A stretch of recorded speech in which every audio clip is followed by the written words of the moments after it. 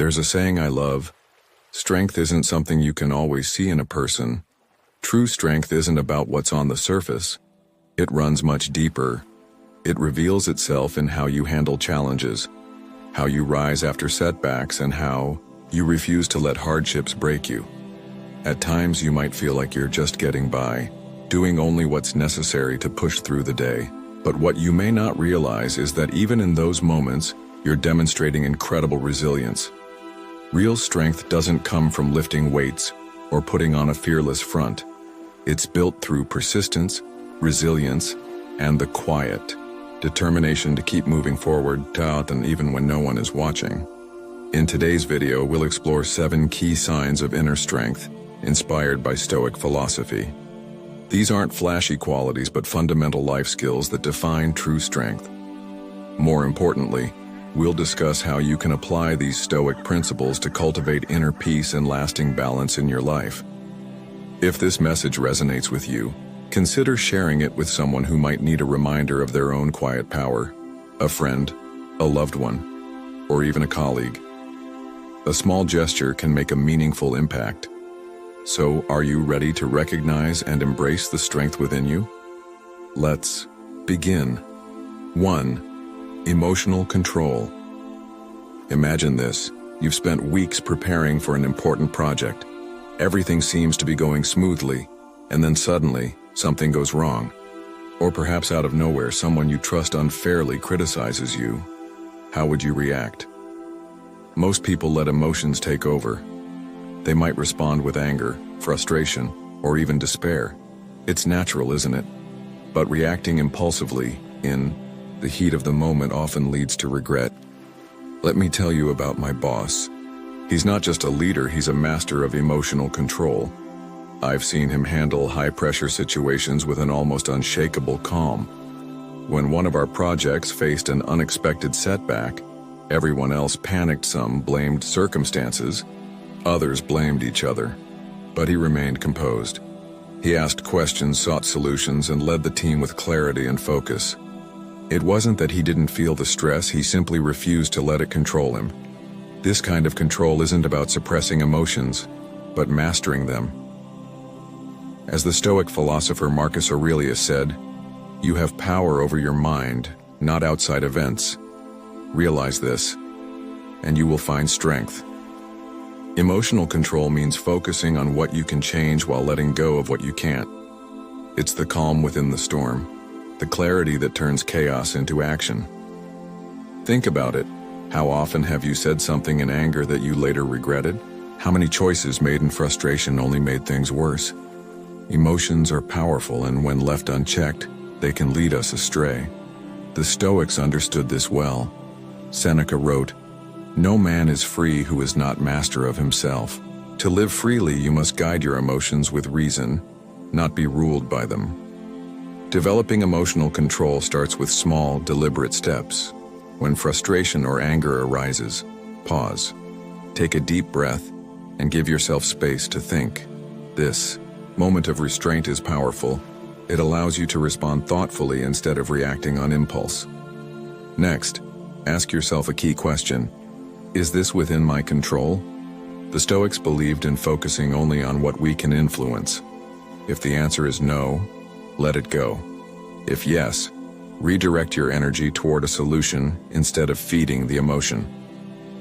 Reflection is another essential tool. At the end of the day, take a moment to review situations where your emotions got the best of you. What triggered them? How could you have responded differently? This simple practice builds awareness and resilience over time. Perspective is equally important. When facing a challenge, ask yourself, will this matter a year from now? Often, what seems overwhelming in the moment becomes trivial in hindsight. Shifting your perspective lightens the emotional burden of temporary setbacks. Emotional control isn't about being detached or emotionless. It's about understanding your feelings, choosing your responses, and staying steady in the face of uncertainty.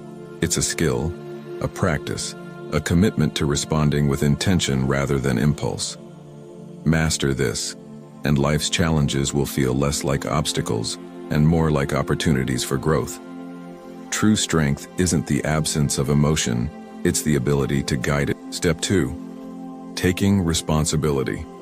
You take responsibility for your actions. Imagine this scenario. You've promised a colleague that you'll finish part of a report by the weekend. The days pass quickly, and with other pressing tasks, you miss the deadline. What do? Many might be tempted to make excuses, blaming a heavy workload, unforeseen circumstances, or even other people. But taking responsibility means acknowledging your failure without hesitation. You own up to your mistake, apologize, and make it right. At first glance, this might seem like a small act, but it speaks volumes about your character. Responsibility is not about avoiding mistakes, it's about how you respond to them. Seneca wisely noted, "Every new beginning comes from some other beginnings," and mistakes are inevitable. They mark the end of one attempt and the start of learning. What defines you is whether you use those moments to grow. Taking responsibility requires courage. It's not easy to admit when we're wrong, especially when the world often celebrates perfection. But let's face it, perfection is an illusion. We're all flawed, and we all stumble. True strength comes from facing those flaws head-on and choosing to make amends rather than hiding behind excuses. I once worked with someone who exemplified this beautifully. She was leading a major project, and an oversight on her part delayed a key milestone. Instead of blaming her team or circumstances, she addressed the issue with transparency. She gathered the team, admitted her error, and presented a clear plan to resolve the setback. Her honesty inspired trust and respect, not just because she took ownership, but because she showed us how to lead with integrity. When you take responsibility, you claim ownership of your life. It's an empowering act, as it reminds you that you are not a victim of your circumstances, you are the author of your own story. Each mistake becomes a lesson, a stepping stone toward becoming wiser and stronger. The Stoics teach us that responsibility is a path to freedom. Epictetus said, "It is not what happens to you, but how you react to it that matters." When you take responsibility, you free yourself from the weight of excuses and blame. You choose to act rather than be acted upon, shaping your future with deliberate intention. So how can we practice taking responsibility in everyday life? Start small. If you forget to return a friend's call, don't make excuses, apologize sincerely, and set things right. When faced with criticism, resist the urge to defend yourself immediately. Reflect on whether there's truth in the feedback, and, if there is, act on it. Remember, responsibility also means acknowledging your successes. It's not just about owning mistakes, it's about celebrating the times when your actions made a positive difference. This balance keeps you grounded, allowing you to grow without being weighed down by self-doubt or inflated by pride. Life will present countless moments where you must choose between blame and accountability. The easy path is often to shift the burden elsewhere. But the stronger path, the Stoic path, is to accept the truth, however uncomfortable, and use it as a catalyst for growth. Taking responsibility doesn't just make you a better colleague, friend, or partner, it makes you a better version of yourself. It builds resilience, fosters trust, and helps you create a life of integrity and purpose. In a world that often avoids accountability, those who embrace it shine as examples of what true strength looks like. Word by word, action by action, responsibility is the foundation on which greatness is built. And it is through this foundation that you stand tall, no matter what life throws your way. Step 3. Facing fear. Fear is a universal emotion. It whispers doubts, paints worst-case scenarios, and tells you to step back. Yet the strongest among us don't run from fear. They face it head-on. They see fear not as an enemy, but as a teacher, a stepping stone toward growth and transformation. Consider this. You're offered an opportunity to speak in front of a crowd. Fear tells you, what if you embarrass yourself? You hesitate, but then you take a deep breath and accept. In that moment, you've chosen growth over comfort. You've decided that the possibility of failure is worth the chance to learn and to stretch beyond your current limits. Marcus Aurelius, a Stoic emperor, once said, "If you are distressed by anything external, the pain is not due to the thing itself, but to your estimate of it." Now think about this. You have an exam, an interview, or a difficult conversation ahead. Fear will try to stop you by highlighting what could go wrong. A strong person, however, recognizes this voice and chooses to act despite it. They understand that courage is not the absence of fear, but the decision to move forward regardless of it. Let's look at smaller everyday moments. Imagine hesitating to express your opinion in a meeting for fear of judgment. You pause, then speak up. Or consider the hesitation to try a new hobby because you fear you won't excel. You try anyway. These are victories, however small, where fear is faced and strength is built. The Stoics believed in preparing for challenges before they arrived. Seneca advised, "We suffer more often in imagination than in reality." Anticipate difficulties, but don't let them paralyze you. Instead, see them as opportunities to practice resilience. Practical strategies can help you face fears more effectively. Start with deep breathing when fear grips you. Steady your breath to calm your racing thoughts. Break tasks into smaller steps to make daunting challenges more manageable. Remind yourself that discomfort is temporary, but growth is permanent. Facing fear isn't about being fearless. It's about action. Each time you face what scares you, you become a little braver. You start to realize that fear is often an illusion, a barrier that dissolves when confronted. Life will always present challenges, but fear doesn't have to hold you back. See it for what it is, a signpost pointing toward growth. As Epictetus said, difficulties are things that show a person what they are. Embrace them. Take that next step, however small it may seem, because on the other side of fear lies transformation, a stronger, wiser, and more resilient you. In every fearful moment, there is an invitation to rise. The choice is yours. Step 4. Embracing solitude. Finding strength within. There's a unique kind of strength in being comfortable with solitude, a strength that is often misunderstood. In a world that constantly demands connection and thrives on distractions, being alone is sometimes seen as a weakness, a failure to engage. But solitude, when embraced, is a powerful ally. It forces you to confront yourself, to reflect, and ultimately, to grow. Imagine a quiet evening with no notifications, buzzing and no one seeking your attention. At first, the silence feels unfamiliar, maybe even uncomfortable. But slowly, the stillness becomes a mirror, reflecting truths about yourself that the noise of daily life often drowns out. This is the power of solitude. It strips away external influences and helps you understand who you truly are. Step 5. Staying positive in adversity. I have a younger sister who embodies incredible resilience. No matter what happens in her life, she greets it with a smile and unwavering positivity. She doesn't deny her struggles or pretend that everything is perfect, but she chooses to see challenges as opportunities. It's no wonder people are drawn to her warmth. Her optimism inspires others to look for the silver lining in their own lives. Watching her, I often think to myself, this is what true strength looks like. Staying positive in adversity is not about ignoring pain or dismissing hardship. It's about choosing to focus on what you can learn, what you can change, and what remains good even in the darkest moments. As Marcus Aurelius once wrote, "You have power over your mind, not outside events. Realize this, and you will find strength." This mindset is a cornerstone of Stoic philosophy and a testament to the power of perspective. Adversity is inevitable. Life, with its twists and turns, challenges even the best of us. But it is within these challenges that we discover who we truly are. When you maintain a positive outlook, you shift the narrative. You stop seeing yourself as a victim of circumstances and instead become the author of your response. This doesn't erase the difficulty. It transforms how you engage with it.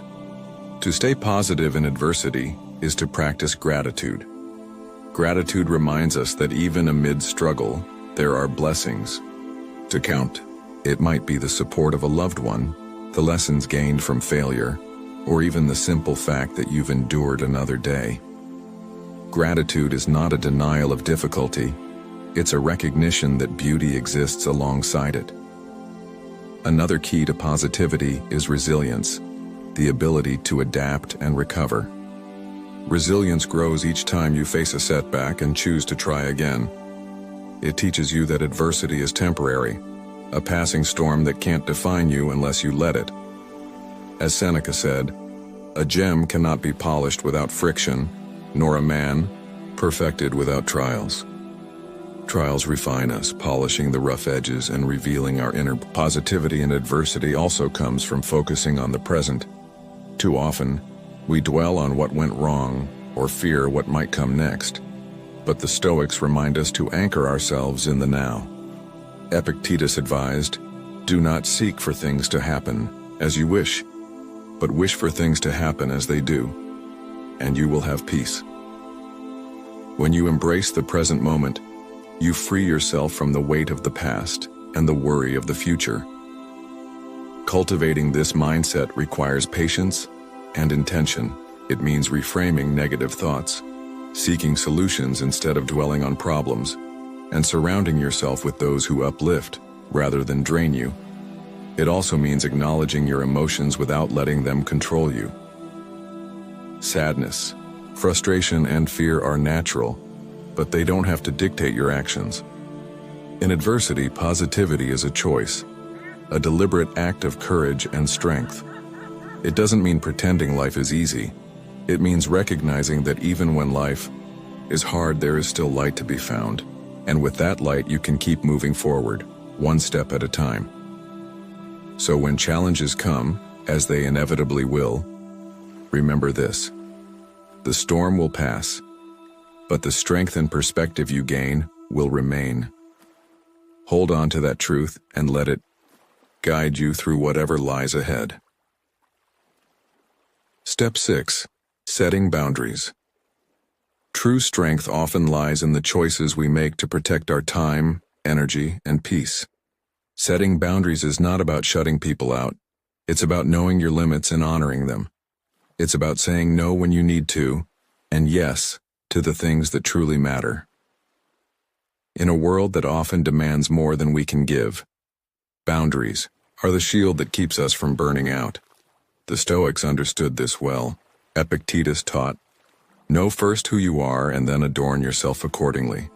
To know yourself is to understand what you can give and what you need to keep for your well-being. Boundaries are a reflection of that self-awareness. Some might view setting boundaries as selfish, but the truth is, you cannot pour from an empty cup. When you give without limits, you deplete yourself, leaving little for others and even less for yourself. Saying no isn't rejection, it's an act of self-respect. Let me share a story. A close friend of mine once found herself overwhelmed by constant demands from colleagues, friends, and family. She rarely said no, fearing she would disappoint them. Over time, she grew exhausted and resentful. One day, she decided to make a change. She began setting clear boundaries, scheduling personal time, declining commitments she couldn't handle, and communicating her limits with kindness. The transformation was profound. Not only did she feel more energized, but the relationships that mattered most to her grew stronger. Boundaries don't just protect your energy, they also teach others how to respect you. When you set limits, you show the world that you value yourself, and in turn, people learn to value your time and presence. Boundaries also provide clarity. When you know where your limits are, decisions become easier. You no longer waste energy on things that drain you. Instead, you focus on what aligns with your goals and values. Marcus Aurelius advised, "If it is not right, do not do it. If it is not true, do not say it." Boundaries help you live with that kind of clarity and purpose. Practicing this kind of Strength requires courage. There will be times when people push back, when they accuse you of being difficult or selfish. But remember, you're not setting boundaries to hurt others. You're setting them to protect yourself. And those who truly care about you will respect your limits even if they don't always understand them. So how do you begin? Start by identifying what drains your energy and what replenishes it. Take note of the commitments that bring you joy and those that leave you feeling depleted. Then make a plan to prioritize the former and minimize the latter. Communicate your boundaries clearly and with kindness, but stand firm when they're tested. In setting boundaries, you don't just guard your time and energy. You create space for growth, joy, and meaningful connections. You choose what deserves your focus, and in doing so, you align your life with your deepest values. The act of setting boundaries is not a wall. It's a doorway to a healthier, more balanced life. It's a declaration that your time and energy are precious and that you are worthy of the peace that comes from protecting them. This quiet strength is what allows you to thrive, no matter the demands of the world around you.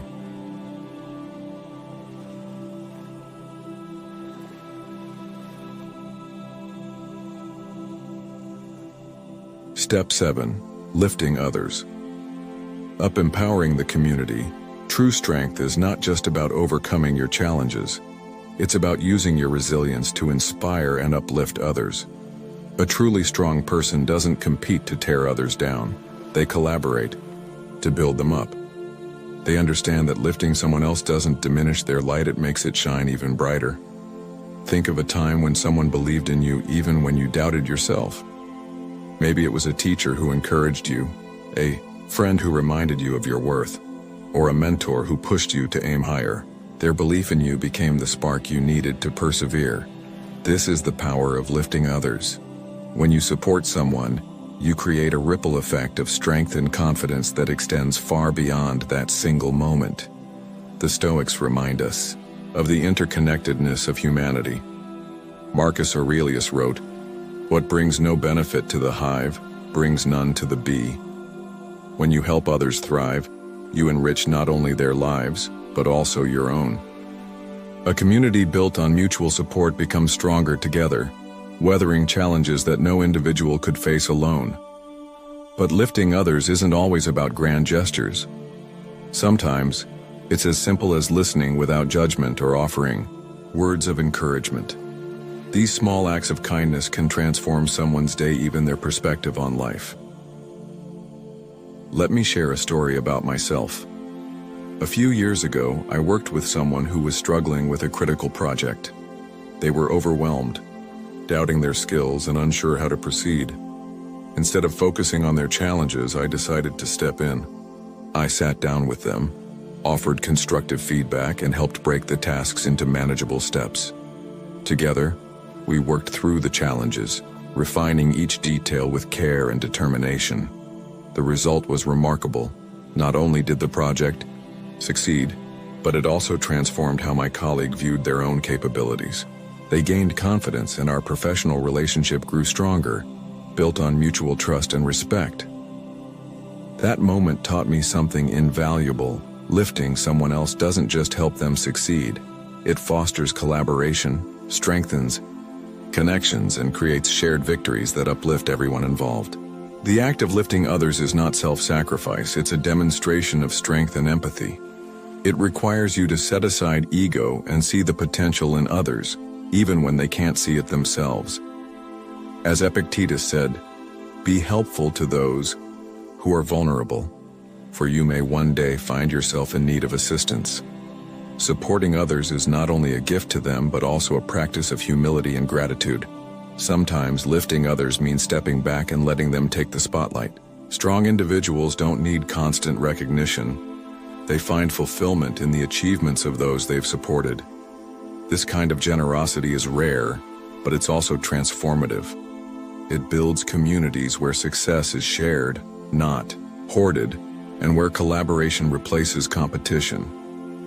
To lift others, start with small intentional actions. Celebrate someone's achievements without envy. Offer encouragement when someone faces a challenge. Share your knowledge and experience freely, knowing that wisdom grows when it is shared. The Stoic perspective reminds us that life is a shared journey. Seneca advised, "No man can live happily who has regard for himself alone and turns everything to his advantage. You must live for your neighbor if you would live for yourself." By lifting others, you create a legacy of strength that extends beyond your own life. Ultimately, lifting others is an expression of your inner strength. It's a commitment to building something greater than yourself. A community where everyone can thrive. As you empower others, you reaffirm your belief in the collective power of humanity, proving that true strength lies not in isolation, but in connection. This is the essence of lifting others. A quiet, powerful act of courage that strengthens bonds, creates opportunities, and leads. As we draw this journey to a close, remember that strength isn't something you're born with. It's something you cultivate every day. True inner strength lies in mastering emotional control, taking responsibility, facing fears, embracing solitude, staying positive in adversity, setting boundaries, and lifting others. These aren't just signs of resilience. They are practices that shape a fulfilling and meaningful life. Stoic philosophy reminds us that the power to grow stronger lies within our reach. Each moment offers a choice to react impulsively or respond wisely, to focus on what you can control, and to approach life's challenges with grace and determination. The beauty of these lessons is that they are timeless and universal. They can guide you through the chaos of modern life, offering clarity and peace in even the most trying moments. Until then, act wisely and act stoic.